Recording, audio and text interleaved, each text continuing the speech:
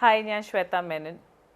ഇന്നത്തെ നമ്മുടെ സമൂഹത്തിൽ നമ്മൾ രാവിലെ കാലത്ത് ഒരു പേപ്പർ എടുത്ത് നോക്കുമ്പോൾ വാഹന അപകടം അല്ലാതെ you know accidents on road, murder, ഇങ്ങനത്തെ ന്യൂസാണ് നമ്മൾ എപ്പോഴും വായിക്കാറുള്ളത്. ഒരു അല്പം നേരത്തെ അശ്രദ്ധ നമ്മുടെ ആയുസ് മുഴുവൻ വേദനിപ്പിക്കുന്ന ഒരു ന്യൂസാണ് നമ്മൾ എപ്പോഴും വായിക്കാനുള്ളത്. So be careful, be attentive and always love your life. Road നിയമങ്ങൾ നമ്മൾ പാലിച്ചാൽ ചിലപ്പോൾ ഒരു ജീവിതം നമുക്ക് എന്താ പറയുക, വി ക്യാൻ സേവ് ദാറ്റ്. അപ്പോൾ don't go by the law, always love yourself, as I always say.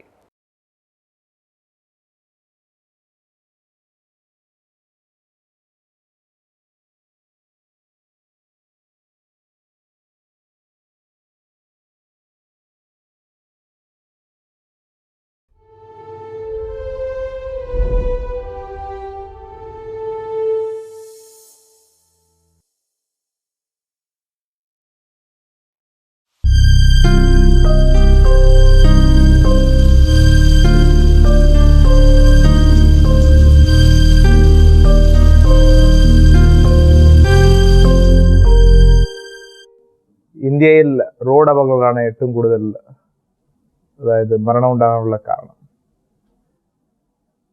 ഒരു വർഷത്തിൽ 1,20,000 പേർ കൂടുതലാണ് ഇന്ത്യയിൽ റോഡ് അപകടങ്ങൾ കൊണ്ട് മരിക്കുന്നത്. 6 നിമിഷത്തിൽ ഒരാളാണ് ഇന്ത്യയിൽ റോഡ് അപകടങ്ങൾ കൊണ്ട് മരിക്കുന്നത്. ഇന്ത്യയാണ് ഏറ്റവും ആദ്യത്തെ പൊസിഷനിൽ നിൽക്കുന്നത്. അത് ഒരു മോശമായിട്ടുള്ള ഒരു റെക്കോർഡാണ് നമ്മളുടെ ഉള്ളത്.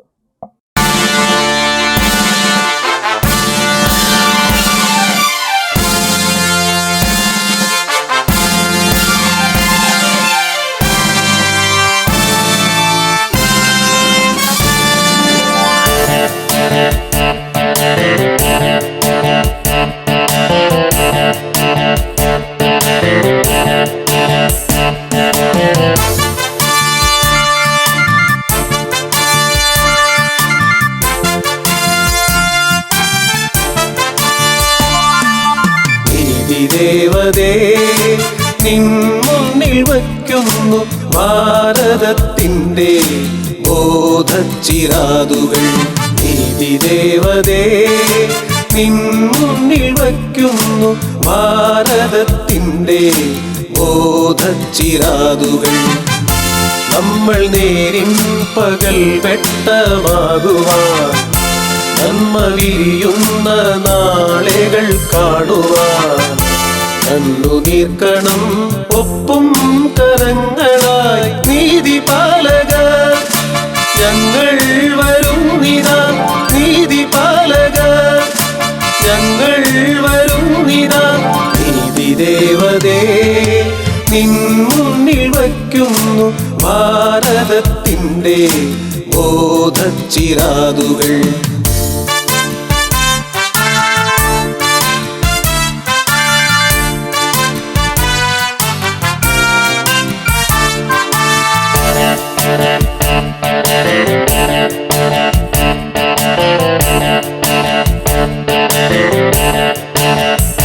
നാടുനാടിച്ചു പോകും ദീനങ്ങളെ, അമ്മ പെങ്ങളാം പെണ്ണിന്റെ മാനമേ, മണ്ണിൽ വീണു പിടയ്ക്കുന്ന ജീവിതം കൺതുറന്നു നാം കാണണം കാഴ്ചകൾ.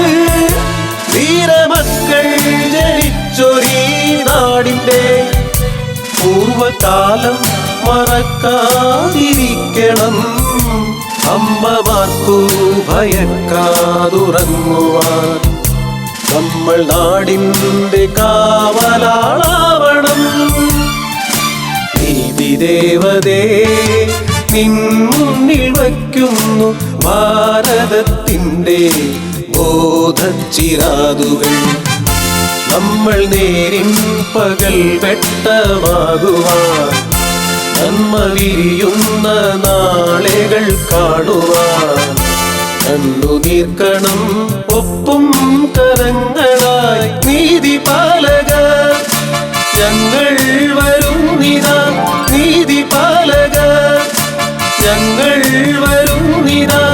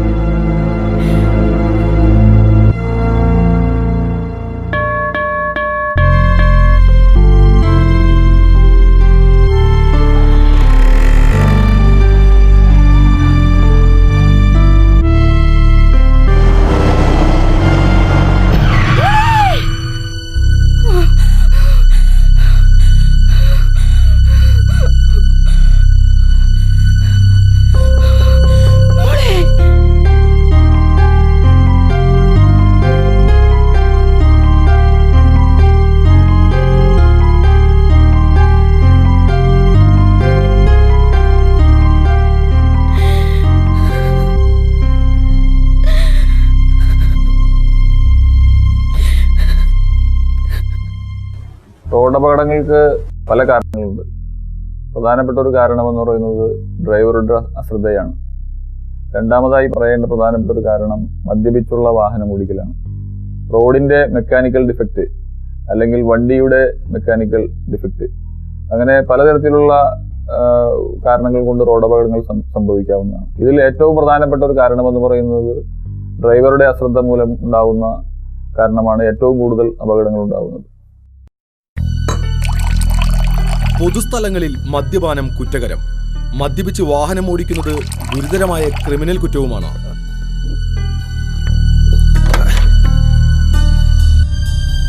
സെൻട്രൽ നെർവസ് സിസ്റ്റത്തിനെ മദ്യം ബാധിക്കുന്നത് മൂലം നമ്മൾ വിചാരിക്കുന്ന സ്ഥലത്ത് ബ്രേക്ക് ചെയ്യുന്നതിനുള്ള അവസ്ഥ നമുക്ക് ഉണ്ടാകില്ല.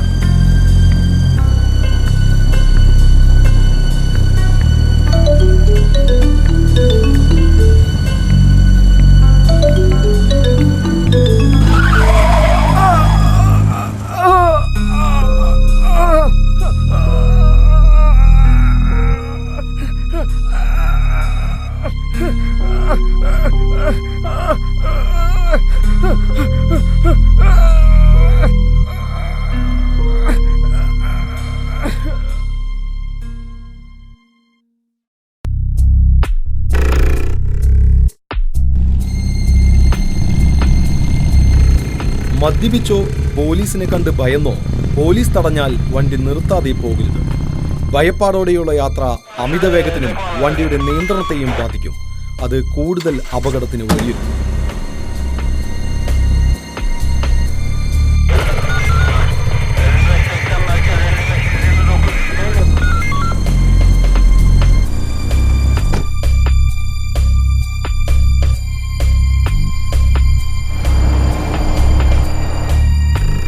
ബ്ലഡ് ആൽക്കഹോൾ കണ്ടന്റ് 100 മില്ലി ബ്ലഡിൽ 30 മില്ലി മദ്യമുണ്ടെങ്കിൽ ആ ഡ്രൈവർ മദ്യപാനിയാണ്.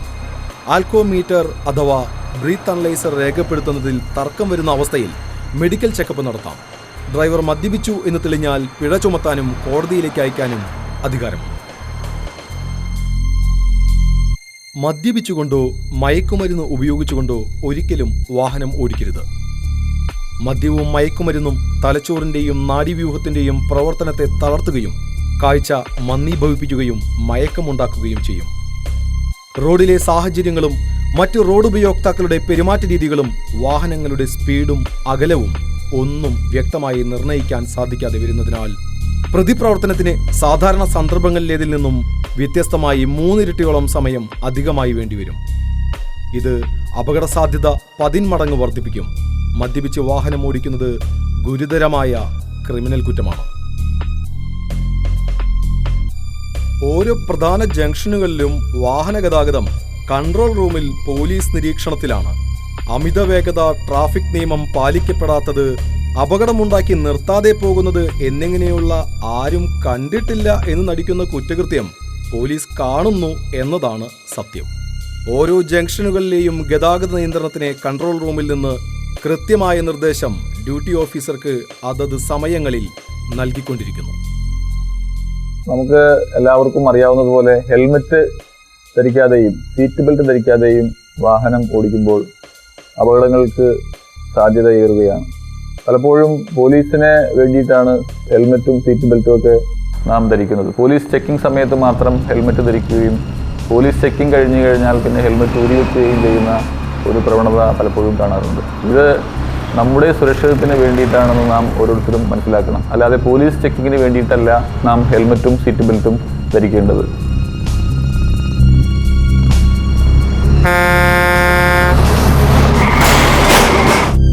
ഹെൽമെറ്റിന്റെ കാര്യം തന്നെ പറയുകയാണെങ്കിൽ സ്റ്റാൻഡേർഡ് ISI മാർക്കുള്ള ഹെൽമെറ്റാണ് നാം വാങ്ങേണ്ടത്.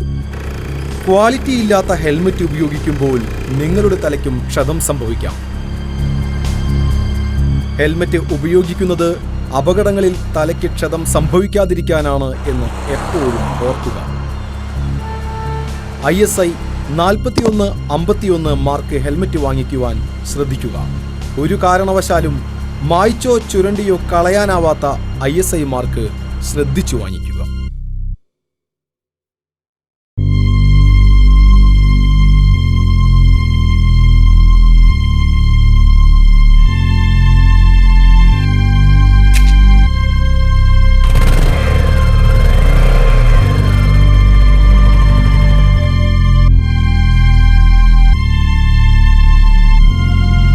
തിരക്കിനിടയിൽ നാം പലതും മറന്നുപോകുന്നു എന്നതാണ് സത്യം.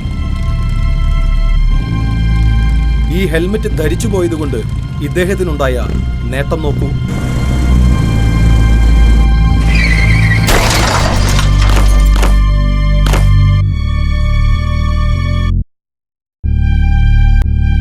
സൈക്കിളിൽ കുടുംബവുമായിട്ട് യാത്ര ചെയ്യുന്ന കാഴ്ചകൾ നാം പലപ്പോഴും കാണാറുണ്ട്. ഭർത്താവും ഭാര്യയും 2-3 കുട്ടികളൊക്കെ മോട്ടോർ സൈക്കിളിൽ മുമ്പിലും പുറകിലൊക്കെ വേണ്ടിയിരുന്ന് യാത്ര ചെയ്യുന്നത് വളരെ അപകടം പിടിച്ചുള്ളൊരു യാത്രയാണ്. മോട്ടോർ സൈക്കിൾ എന്ന് പറയുന്നത് വാഹനങ്ങളിൽ വെച്ച് ഏറ്റവും അപകട സാധ്യതയുള്ള ഒരു വാഹനമാണ്. അപ്പോൾ ഒരു കുടുംബം ഒരുമിച്ച് അതിൽ യാത്ര ചെയ്യുമ്പോൾ എന്തെങ്കിലും ഒരു ചെറിയ അപകടം ഉണ്ടായാൽ കുടുംബത്തെ മൊത്തമായിട്ട് ബാധിക്കുന്ന ഒരു സംഭവമായിരിക്കുന്നത്.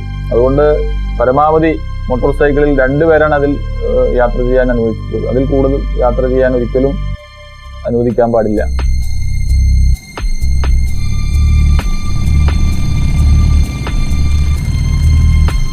ഡ്രൈവ് ചെയ്യുമ്പോൾ മൊബൈൽ ഉപയോഗിക്കുന്നത്, പ്രത്യേകിച്ചും ഇരുചക്രവാഹനം, അപകട സാധ്യത കൂടുതലാണ്. 2-3 മിനിറ്റ് വഴിയരികിൽ ഒതുക്കി നിർത്തി സംസാരം കഴിഞ്ഞ് ഡ്രൈവ് ചെയ്യുക. ഒരു നിമിഷത്തെ അശ്രദ്ധ ചിലപ്പോൾ വളരെയേറെ അപകടങ്ങൾ ക്ഷണിച്ചു വരുത്തും. നമുക്ക് മാത്രമല്ല, കൂടെയുള്ളവർക്കും മറ്റു വാഹനയാത്രക്കാർക്കും കാൽനടക്കാർക്കും വരെ.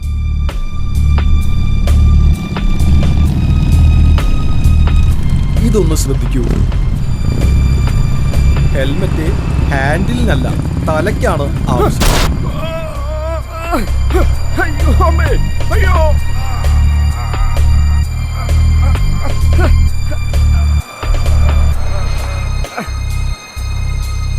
18 വയസ്സിനും 25 വയസ്സിനും ഇടയിലുള്ള യുവാക്കളുടെ ഏറ്റവും വലിയ സ്വപ്നമാണ് ഒരു ബൈക്ക് ഓടിക്കുക എന്നുള്ളത്. പലപ്പോഴും മാതാപിതാക്കൾ അവർക്ക് പരീക്ഷ പാസ്സാകുമ്പോഴും അവർക്ക് എന്തെങ്കിലും സമ്മാനങ്ങളൊക്കെ ആയിട്ട് ബൈക്കുകൾ വാങ്ങിക്കൊടുക്കാറുണ്ട്. അത് മരണത്തിലേക്കുള്ള ഒരു വഴിയായിട്ടാണ് അതിന് വഴി തുറക്കുന്നത്. പലപ്പോഴും ഇത്തരം വാഹനങ്ങൾ ഓടിക്കുന്ന കുട്ടികൾ, പ്രത്യേകിച്ച് യുവാക്കൾ, ഇത്തരം വാഹനങ്ങൾ ഒരു ക്രേസിന് വേണ്ടിയിട്ട് അത് വളരെ വേഗത്തിൽ ഓടിക്കുകയും അത് അപകടങ്ങളിൽപ്പെടുകയും മരണം സംഭവിച്ച ഒട്ടേറെ സംഭവങ്ങൾ ഉണ്ടായിട്ടുണ്ട്.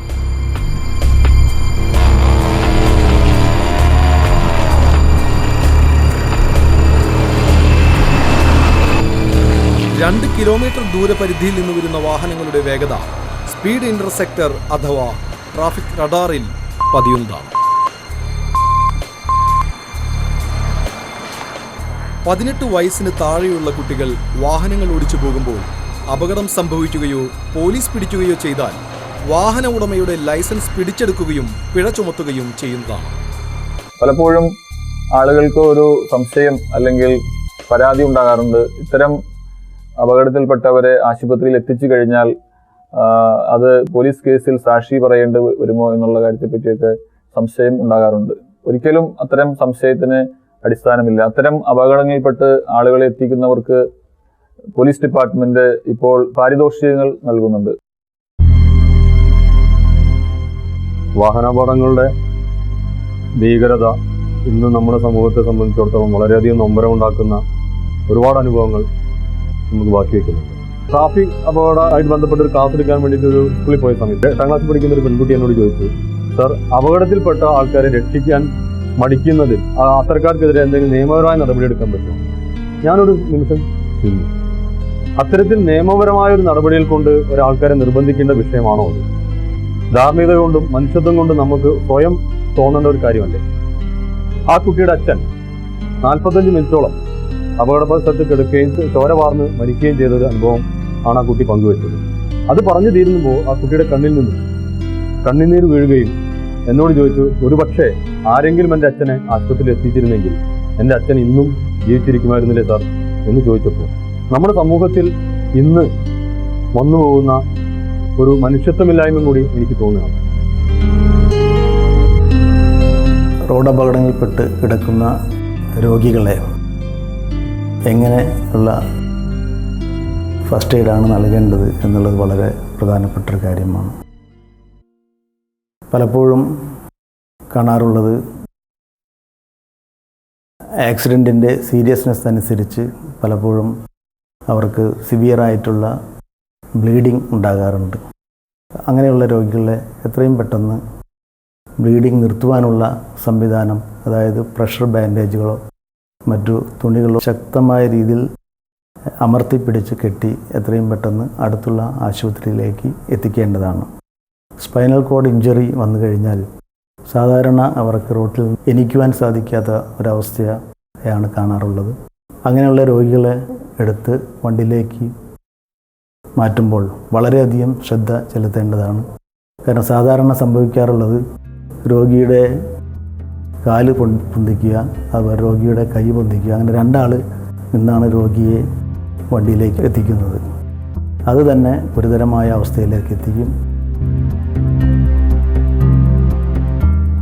വാഹനങ്ങളും ബൈക്കുകളും ഓട്ടോറിക്ഷകളും ഒക്കെ ഇങ്ങനെ വളരെ വേഗത്തിൽ പോകുന്നുണ്ട്. കൂടാതെ ആളുകൾ അലക്ഷ്യമായിട്ട് റോഡ് മുറിച്ചു കിടക്കുന്നുണ്ട്. ഓട്ടോറിക്ഷകൾ ക്രമം തെറ്റിച്ചുകൊണ്ട് യൂട്ടേൺ തിരിയുന്നു. കുട്ടികളും ആളുകളൊക്കെ സീബ്ര ലൈനിൽ കൂടി അല്ലാതെ ക്രോസ് ചെയ്യുന്നു. ഇതെല്ലാം ഒരു ട്രാഫിക് സുരക്ഷയെ സംബന്ധിച്ച് വളരെയധികം പ്രധാനപ്പെട്ട കാര്യങ്ങളാണ്. ട്രാഫിക് സിഗ്നൽ ലൈറ്റുകൾ ഇല്ലാത്ത സ്ഥലങ്ങളിൽ സീബ്ര ലൈൻ മുറിച്ചു കടക്കുമ്പോൾ ഒരാൾ മാത്രം എങ്കിൽ 2-3 യാത്രക്കാർ വരുന്നതുവരെ വെയിറ്റ് ചെയ്യുകയോ ഡ്യൂട്ടിയിലുള്ള പോലീസിന്റെ സഹായം ആവശ്യപ്പെടുകയോ ചെയ്യാം. സീബ്ര ലൈനിലൂടെയുള്ള മുറിച്ചു കടക്കൽ ഒരിക്കലും ദുരുപയോഗം ചെയ്യരുത്. റോഡ് വാഹനങ്ങൾക്ക് വേണ്ടി മാത്രമുള്ളതാണ്. കാൽനടക്കാർ വലതുവശം ചേർന്ന് ഫുട്പാത്തിലൂടെയോ ഇല്ലെങ്കിൽ പാതയോരങ്ങളിലൂടെയോ മാത്രം നടക്കുക. റോഡ് മുറിച്ചു കടക്കാൻ സീബ്ര ക്രോസിംഗ് ഉപയോഗിക്കുക. സീബ്ര ക്രോസിംഗ് ഇല്ലാത്ത ഇടങ്ങളിൽ ഇരുഭാഗത്തേക്കും നല്ല കാഴ്ച ലഭ്യമാവുന്നിടത്ത് വാഹനങ്ങൾ വരുന്നില്ല എന്ന് പൂർണ്ണമായും ഉറപ്പുവരുത്തിയിട്ട് വേണം മുറിച്ചു കടക്കാൻ. പലയിടത്തും സബ് വേകൾ കൊടുത്തിട്ടുണ്ട്. ഈ സബ് വേകൾ പബ്ലിക് ശരിയായ രീതിയിൽ ഉപയോഗിക്കാതെ വരുന്നതുകൊണ്ട് റോഡ് ക്രോസ് ചെയ്യുന്ന സമയത്ത് അപകടങ്ങൾ ഉണ്ടാകാനുള്ള ചാൻസുകൾ കൂടുന്നു. അതുപോലെ പെഡസ്ട്രിയൻ യാത്രക്കാർക്ക് ക്രോസ് ചെയ്യാൻ വേണ്ടിയിട്ടാണ് പെഡസ്ട്രിയൻ ക്രോസിങ്സ് കൊടുത്തിരിക്കുന്നത്. പൊതുജനങ്ങൾ പലപ്പോഴും ആ ക്രോസിങ്ങുകൾ ഒഴിവാക്കിക്കൊണ്ട് മറ്റ് സ്ഥലങ്ങളിൽ ക്രോസ് ചെയ്യുന്നത് അപകടങ്ങൾക്ക് വഴി വയ്ക്കുന്നുണ്ട്. സ്കൂൾ കുട്ടികൾ ശരിയായ രീതിയിൽ ലൈൻ ട്രാഫിക് അല്ലെങ്കിൽ ഈ നിരന്ന് ഒന്നിച്ചു പോവാതെ ഒരു ക്യൂ പാലിച്ച് യാത്ര ചെയ്യുക, അല്ലെങ്കിൽ ബസ്സിൽ കയറാനാണെങ്കിൽ ക്യൂ പാലിക്കുക, ഇതുപോലുള്ള കാര്യങ്ങൾ ബസ്സിൽ കയറിയാൽ തന്നെ വളരെ ഡിസിപ്ലിനോടുകൂടി കയറി നിൽക്കാനുള്ള സംവിധാനങ്ങൾ, ഇതൊക്കെ ആണെങ്കിൽ വളരെയധികം അപകടങ്ങൾക്ക് നമുക്ക് ചാൻസുകൾ നമുക്ക് കുറയ്ക്കാൻ സാധിക്കും. മോട്ടോർ സൈക്കിളിൽ പുറകിലിരിക്കുന്ന സ്ത്രീകളുടെ സാരി മുടികളൊക്കെ പിൻ വീലിൽ കുരുങ്ങി പലപ്പോഴും അപകടങ്ങൾ സംഭവിക്കാറുണ്ട്.